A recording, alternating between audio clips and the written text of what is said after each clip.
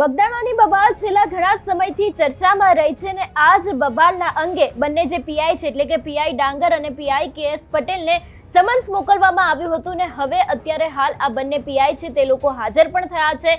અત્યારે હાલ તેમની પૂછપરછ ચાલી રહી છે। આ વિષયને લઈને વિગતે વાત કરીએ। નમસ્કાર, હું હંસિની અને તમે જોઈ રહ્યા છો નિર્ભય ન્યૂઝ। જે રીતે બગદાણાના સેવક નવનીતભાઈ ઉપર જીવલેણ હુમલો થયો હતો એ બાદ આ સમગ્ર ઘટના સામે આવી। નવનીતભાઈએ સીધા આક્ષેપો છે તે જયરા જાહેર ઉપર મૂક્યા હતા, પરંતુ હવે કોળી યુવક હુમલા કેસની અંદર મહિલા પીઆઈ ડાંગર છે તે એસઆઈટીની સમક્ષ હાજર થયા છે। આ જે ટીમ છે અત્યારે હાલ બંને પીઆઈને સમન્સ પાઠવ્યા હતા અને અત્યારે હાલ બંને પીઆઈ છે એ ત્યાં પહોંચ્યા છે અને તેમની પૂછપરછની શરૂઆત થઈ ગઈ છે એવી પણ માહિતી સામે આવી રહી છે। વિગતે વાત કરીએ તો ખાસ કરીને ભાવનગર શહેર સહિત સમગ્ર ગુજરાતમાં ચર્ચામાં બનેલો આજે બગદાણાનો કેસ છે, એને લઈને એસઆઈટીની રચના કરવામાં આવી હતી ને આ જ એસઆઈટીએ બંને પીઆઈ એટલે કે જે પીઆઈ ડાંગર છે તેની સાથે પીઆઈ કે.એસ. પટેલ છે એ લોકોને સમન્સ પાઠવ્યું હતું ને અત્યારે હાલ આ બંને પીઆઈ છે તે પોતાનો જવાબ લખાવવા માટે હાજર થયા છે। અત્યારે હાલ તે લોકોની પૂછપરછ ચાલી રહી છે એવો પણ ક્યાંક માહિતી મળી રહી છે। એસઆઈટી દ્વારા જે પીઆઈ ડાંગર અને અન્ય પીઆઈ કે.એસ. પટેલને 4 દિવસ પહેલા હાજર થવા માટેનો આદેશ આપવામાં આવ્યો હતો ને અત્યાર સુધીમાં સમગ્ર કેસની અંદર લગભગ 10 જેટલા આરોપીઓ છે એ લોકોની ધરપકડ કરવામાં આવી છે। તારીખ 12 જાન્યુઆરીના રોજ સમન્સ આપવામાં આવ્યું હતું ને તારીખ 17 જાન્યુઆરીના રોજ બપોરે 12 વાગ્યા સુધીમાં હાજર થવાનો આદેશ આપવામાં આવ્યો હતો। જો કે લગભગ 12:30 ની આસપાસ પીઆઈ ડાંગર છે એ એસઆઈટીની સમક્ષ જવાબ લખાવવા માટે પહોંચ્યા હતા, પરંતુ જે પીઆઈ કે.એસ. પટેલ છે તે તેના પછી હાજર થયા હતા એવી પણ વિગતો સામે આવી રહી છે।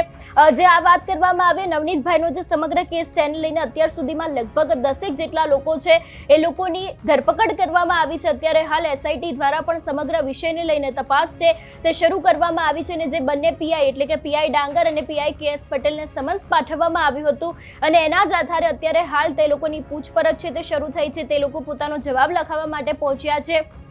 આગામી સમયમાં કોઈક મોટા ખુલાસા થઈ શકે છે એવી પણ શક્યતાઓ લાગી રહી છે, કારણ કે જે રીતે અત્યારે હાલ આ સમગ્ર ઘટનાને લઈને કોળી સમાજની અંદર આક્રોશ જોવા મળી રહ્યો છે। કોળી આગેવાનો દ્વારા જે રીતે અત્યારે હાલ ક્યાંક સીધા આક્ષેપો છે તે લોક સાહિત્યકાર માયાભાઈ આહિરના પુત્ર જયરા જાહેર ઉપર લગાવવામાં આવી રહ્યા છે। સીસીટીવીને લઈને ક્યાંક તપાસ છે તે અત્યારે હાલ શરૂ કરવા માટેની માંગ કરવામાં આવી છે।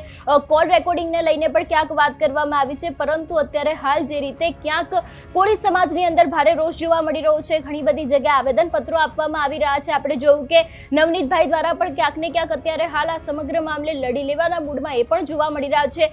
કોળી સમાજ દ્વારા પણ એક એવું કહેવામાં આવી રહ્યું છે કે જો આ વખતે ન્યાય ન મળ્યો તો આગામી સમયમાં એટલે કે 2027 વિધાનસભાની ચૂંટણીમાં અને આવનારી સ્થાનિક સ્વરાજની ચૂંટણીમાં પણ ક્યાંક જુવાજીવી કરવામાં આવશે।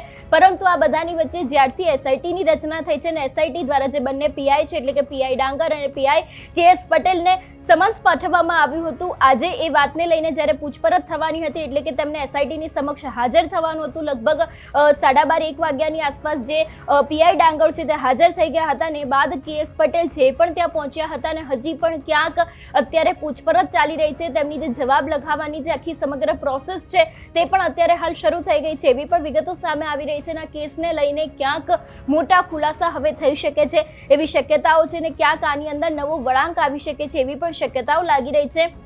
બીજી બાજુ વાત કરવામાં આવે આહિર સમાજની તો આહિર સમાજના લોકો પણ અત્યારે હાલ જયરા જાહેરના સમર્થનમાં આવ્યા છે। આપણે જોયું હતું કે એસઆઈટી દ્વારા પણ ક્યાંક વધુ એક આરોપી છે એની પણ થોડા સમય અગાઉ ધરપકડ કરવામાં આવી હતી, એનું મેડિકલને લઈને પણ ઘણા બધા વિડીયો સામે આવ્યા હતા, પરંતુ અત્યારે હાલ લગભગ 10 જેટલા આરોપીઓ છે એ લોકોની અત્યાર સુધીમાં અટકાયત કરવામાં આવી છે અને હજી પણ ક્યાંક વધારે આરોપીઓની તપાસ થઈ શકે છે એવી પણ શક્યતાઓ છે, એ લોકોની પણ ધરપકડ થઈ શકે છે એવી પણ શક્યતાઓ છે અને અત્યારે હાલ જે રીતે અપડેટ સામે આવી રહી છે આ સમગ્ર કેસને લઈને એટલે કે પીઆઈ ડાંગર અને પીઆઈ કે.એસ. પટેલ છે એ લોકો અત્યારે હાલ એસઆઈટીની સમક્ષ હાજર થયા છે, તે લોકોની પૂછપરછની શરૂઆત થઈ ગઈ છે એવી પણ વિગતો મળતી માહિતી મુજબ મળી રહી છે। જોવાનું રહેશે કે હવે આ સમગ્ર ઘટનાની અંદર કયો વળાંક આવે છે અને કયા ખુલાસા થાય છે।